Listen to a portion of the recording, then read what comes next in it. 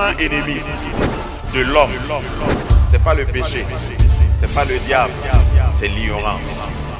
Et pour chasser l'ignorance, il faut que la lumière soit. Bonjour et bienvenue, chers amis, chers téléspectateurs et à tous ceux qui nous écoutent par les canaux que vous avez choisis. Nous voulons venir à vous encore avec la parole de Dieu, parce que c'est la parole de Dieu qui est la source de réconfort. Quand les fondements sont renversés, que fera le juste? Eh bien, la solution pour le juste en temps de crise, en temps de conjoncture, en temps de confusion, il faut se tourner vers Dieu. Dieu se révèle à nous par sa parole. La parole de Dieu, la Bible, révèle Dieu, révèle la pensée de Dieu. La Bible n'explique pas Dieu, la Bible révèle Dieu.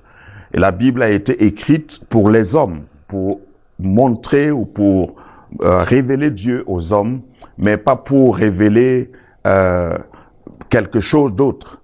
Donc, nous sommes au seuil de la parole de Dieu et nous avons encore, par la grâce de Dieu, une pensée pour vous, pour chacun de nous, pour nous réconforter dans ces temps difficiles.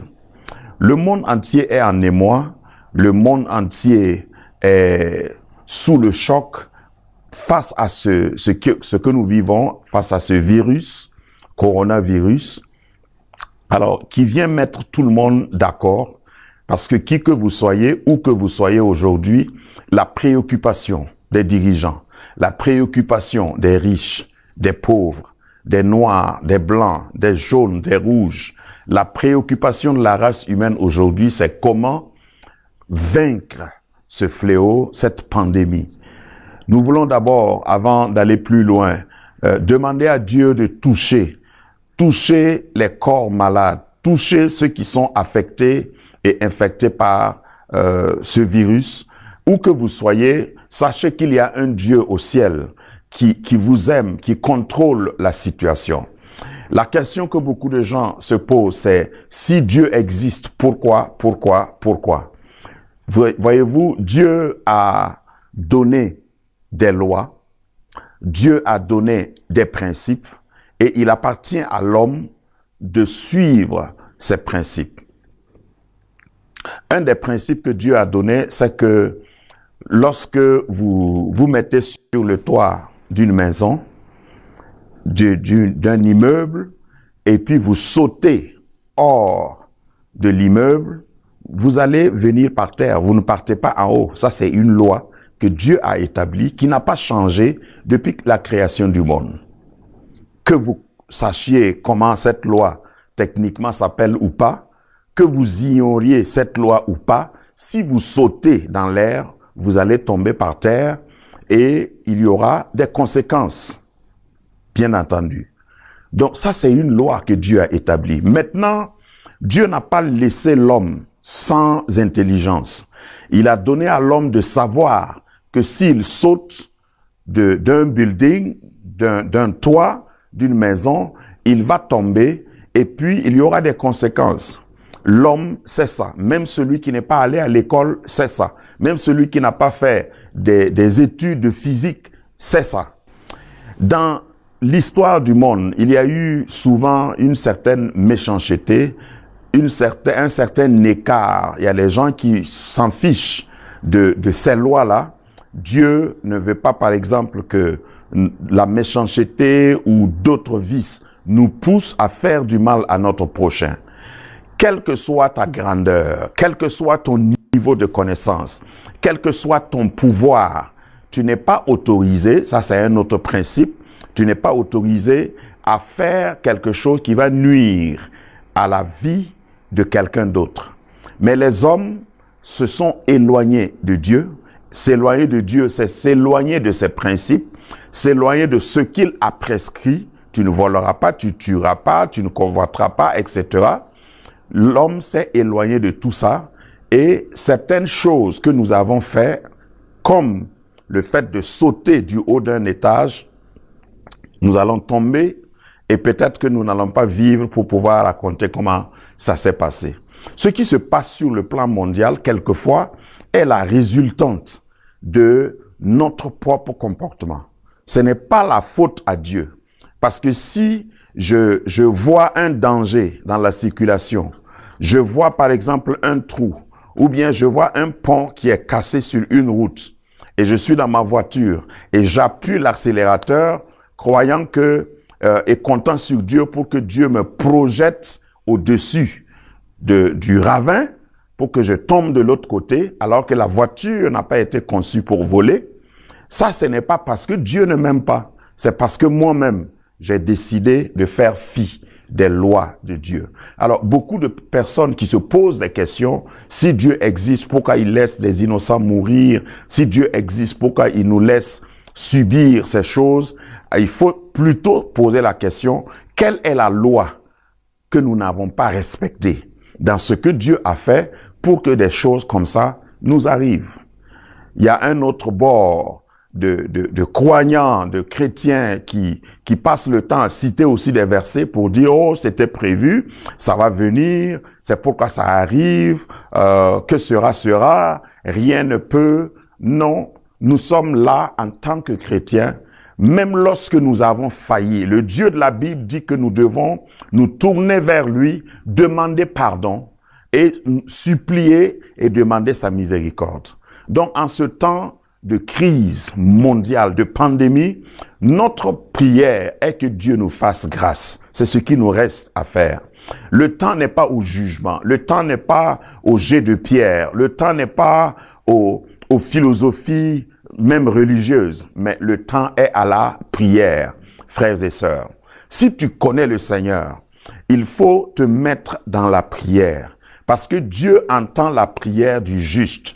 Dieu pardonne le péché de son peuple lorsque son peuple s'humilie et cherche sa face. Alors, je voudrais te dire en début de ce message que quel que soit le péché que le monde a commis, quelle que soit l'erreur, quel que soit les opprobres qu'un pays, qu'une nation, qu'un peuple, qu'une génération a dû commettre, nous sommes là en tant qu'Église pour intercéder. La Bible nous appelle sacerdoce royal. Nous sommes sacrificateurs et nous sommes rois. Ici, c'est ton rôle ou ton statut ou ta position de sacrificateur, Église du Seigneur, que tu dois mettre en jeu. Ce n'est pas le moment de faire des commandements, ça c'est au niveau du roi, de ton statut de roi, sacerdoce royal. Tu es sacrificateur pour offrir des sacrifices, pour plaider pour le peuple. Tu es roi pour prendre des décrets contre ce que l'ennemi a projeté, pour renverser ce que l'ennemi a projeté de mal. Mais je voudrais que ensemble nous portions nos habits de sacrificateurs, que nous plaidons le sang de Jésus, que nous plaidons le pardon de Dieu pour que notre génération soit pardonnée et que Dieu éloigne l'opprobre, éloigne la maladie, éloigne le châtiment. Parce que châtiment, s'il y a, peut-être que nous le méritions. Je ne voudrais pas être pessimiste, parce que si Dieu regarde ce monde, c'est le même Dieu qui a regardé Sodome et Gomorrhe et qui l'a puni. Si c'est le même Dieu, je crois qu'aujourd'hui, en face ou sur une même balance, Sodome et Gomorrhe et notre génération, peut-être qu'il n'y a pas grande différence. La seule différence est qu'entre-temps, Jésus est venu offrir sa vie, mourir pour nous.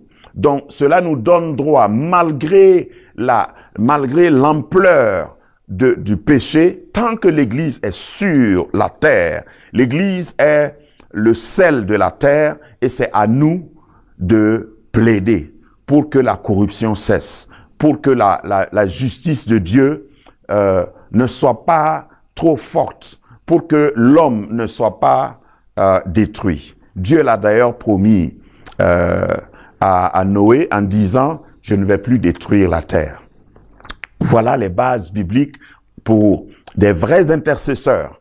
Je ne parle pas de ceux qui veulent prêcher des messages de jugement, ceux qui veulent dire « c'est bien fait pour le monde ». Non, si c'était ainsi, Jésus n'allait pas venir. Donc, je vous exhorte, frères et sœurs, à prier, à intercéder, parce que Dieu vous entend, Dieu nous entend, à cause de son Fils Jésus, à cause de la croix, à cause du fait qu'il n'a pas refusé de nous donner son Fils, lorsque nous n'étions pas intéressants, enfin, nous n'étions pas intéressés à son amour, Dieu nous a aimés. Jean 3,16.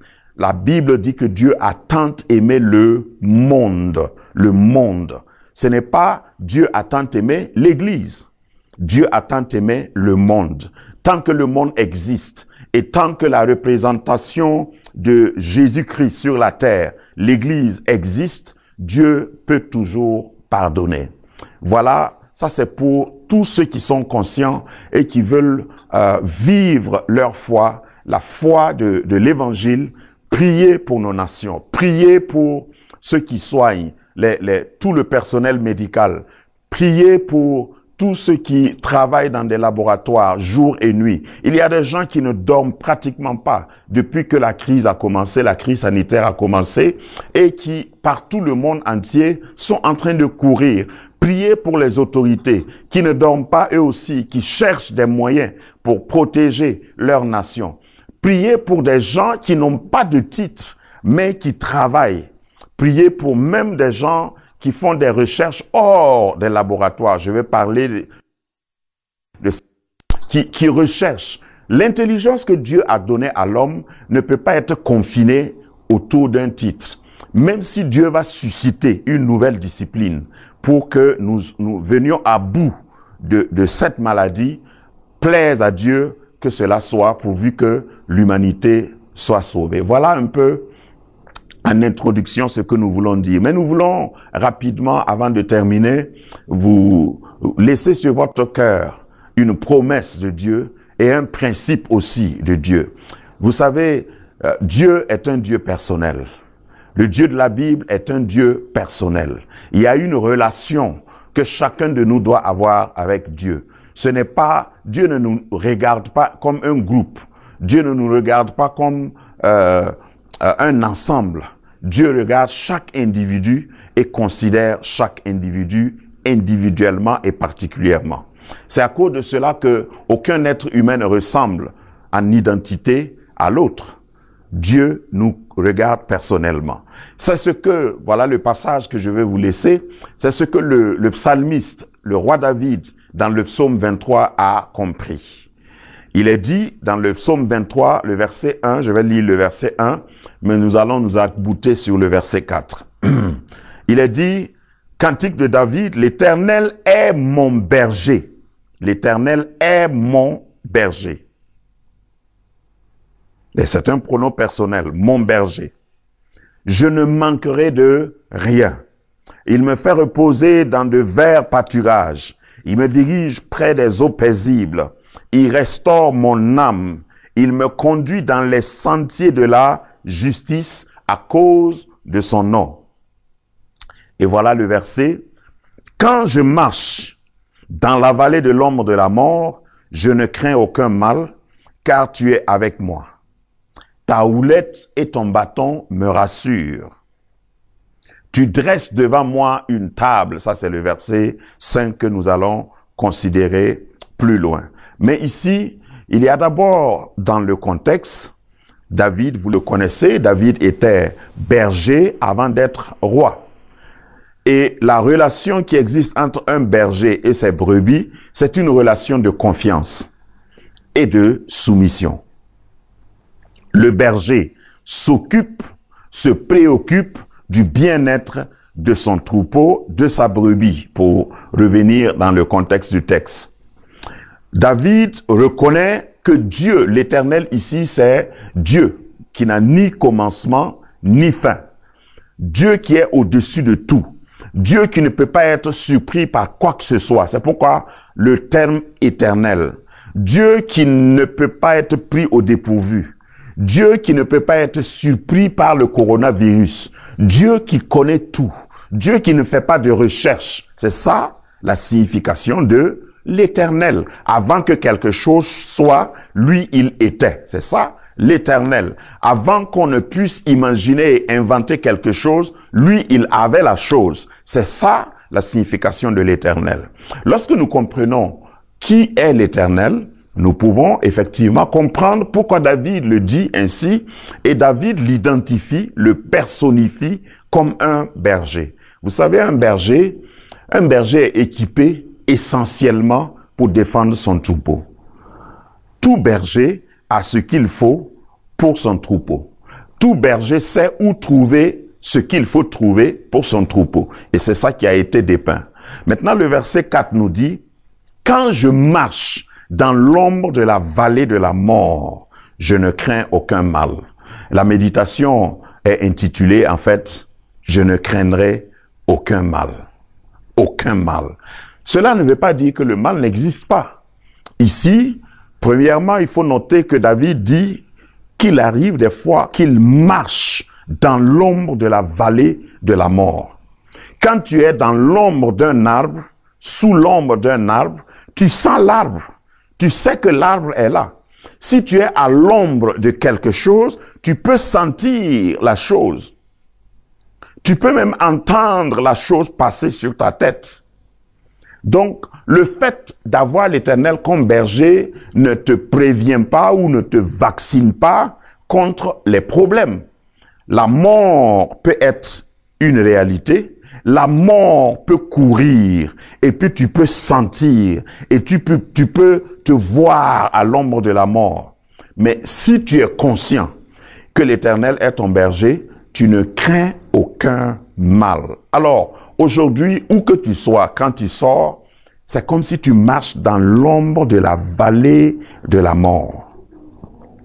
Non seulement tu marches dans l'ombre, mais tu marches dans une vallée. Il n'y a personne. Nous avons peur même des membres de notre famille. Aujourd'hui, social distance nous oblige, la distance sociale nous oblige à même être loin de nos enfants, à ne plus pouvoir embrasser nos enfants, les prendre dans nos bras.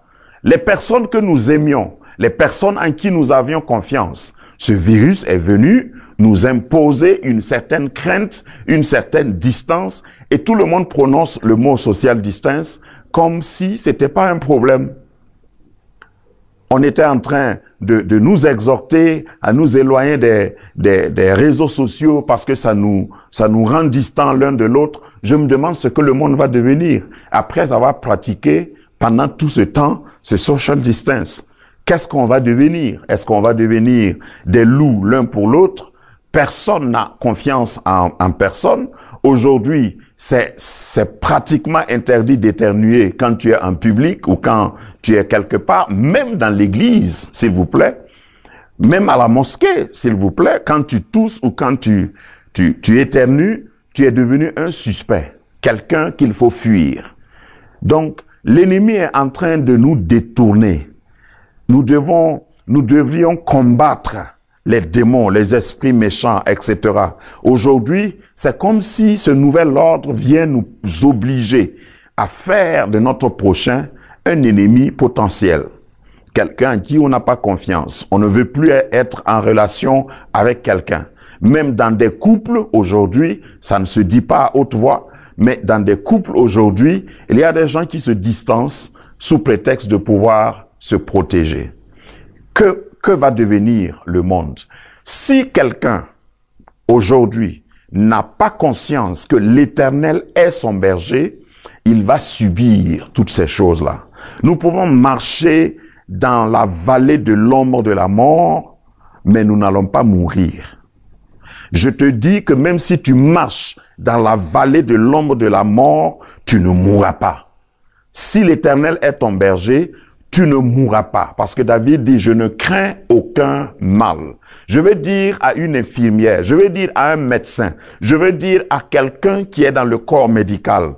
Parce que ton travail t'oblige à marcher dans l'ombre de la vallée de la mort, à travers des malades peut-être contaminés. Mais fais de l'Éternel ton berger. Lève les yeux toujours dans ton cœur et fais confiance en Dieu. Parce que tu ne craindras aucun mal.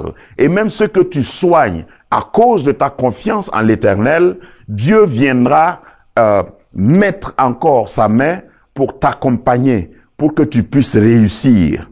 Je crois que pour un soignant, la plus grande récompense qu'il peut avoir, c'est de voir son malade être guéri. Peut-être quelques malades, ceux qui sont reconnaissants, revenir dire merci à celui qui l'a soigné.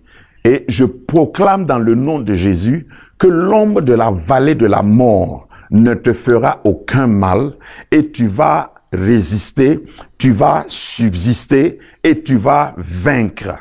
Tu vas réussir tout ce que tu as projeté pour aider tes semblables. Ça, c'est pour ceux qui soignent, parce qu'il ne faut pas oublier que c'est des gens qui sont éprouvés. Je pense aussi à tous ceux qui sont des forces de l'ordre, à quelque niveau qu'ils soient. Pendant que les autres parlent de confinement, eux, ils sont obligés d'être dehors. Ça, c'est l'ombre de la vallée de la mort. Mais je proclame que tu ne craindras aucun mal parce que le Seigneur est avec toi. L'ombre de la vallée de la mort, le psalmiste dans le contexte ici dit, c'est pas une résidence. C'est pourquoi il dit, quand je marche à travers, quand je marche. Il n'a pas dit quand je me couche, il a dit quand je marche. Ça veut dire que ça va finir. Ce virus-là va finir.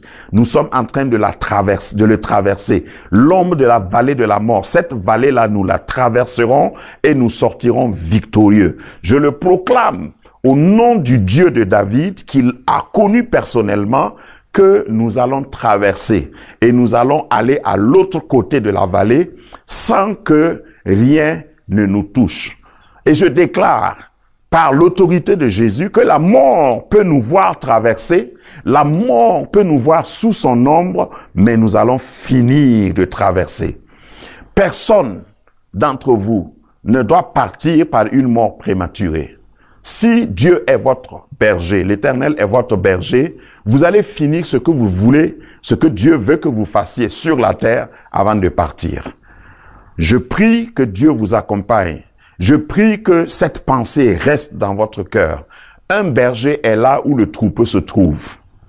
Un vrai berger, et Jésus est venu faire le résumé du psaume 23 en disant « Je suis, moi, le bon berger ». Si Jésus a dit qu'il est le bon berger et que le bon berger donne sa vie à ses brebis, ayez confiance. Levez les regards vers le bon berger.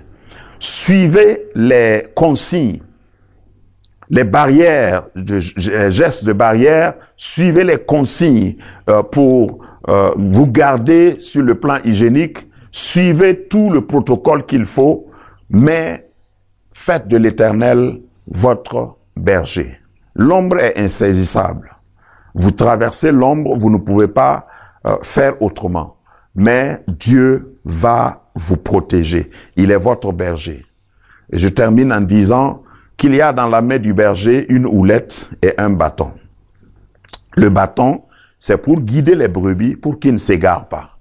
La houlette, c'est pour frapper le loup qui vient pour dévorer, ou le lion qui vient pour dévorer les brebis. Notre berger est assez équipé. Il est équipé pour nous défendre. Il est équipé pour nous donner ce qu'il nous faut pour que nous arrivions là où nous devons arriver. Sois fortifié, sois encouragé par ces temps qui courent, parce que l'Éternel est ton berger. Fais de l'Éternel donc ton berger. Tu peux traverser l'ombre de la mort, tu peux sentir l'ombrage de la mort, tu peux même être dans la vallée de l'ombre de la mort, mais tu ne craindras aucun mal.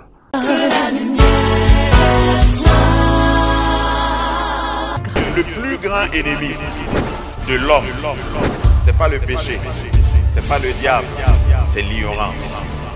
Et pour chasser l'ignorance, il faut que la lumière soit.